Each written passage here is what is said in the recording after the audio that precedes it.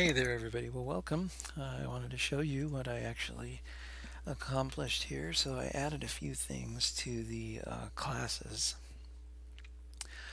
What I've got, okay, so I added an angle delta, I added an update vert function, and I added an update stuff function.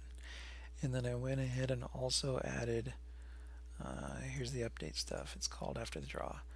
And then I added the named buffer subdata just for the zeroth VBO and the zeroth list of vertices. Okay, so first of all, you've got the add vert function, which we covered before. Okay, so the update vert function, it takes an index and then it takes a vertices number. Okay, now this just works for now.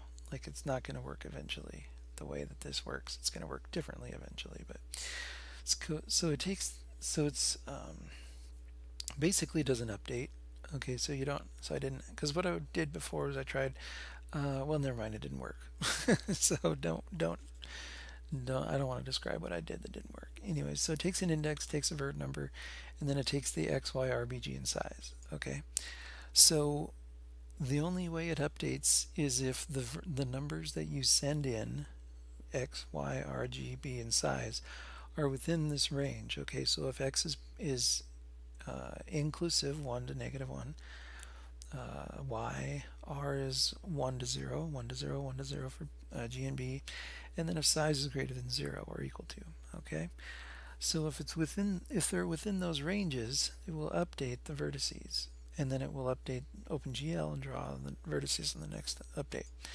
So what I did was 0, I, okay, because you're going through the loop, and then this is the angle delta that changes with each iteration, each frame basically. And then there's the sine, there's the cosine in the function, okay? And then these are all -1, so they don't get updated, okay? So we don't update the RGB or size, which would be kind of cool to actually update the color at this point. So let me just show you what we did, because, and again, this gets called after the draw, gets update, and then we do named buffer subdata, which we've got to, get all this to be a little bit more.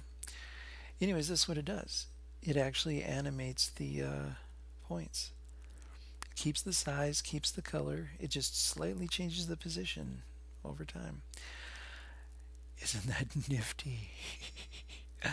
Okay, I had to share that with you. And you notice there aren't 20 points across the top. That's because there's 45 points now, and they're all down here in a little nice, neat little circle. Okay, well, stay tuned for more animations, and this is going to be the basis for my 2D engine. It's going to be kind of interesting after this point. I want to start doing a whole bunch of stuff that relates to an actual a game that we can play. So stay tuned for that. Be sure to like and subscribe and leave comments in the section below the video.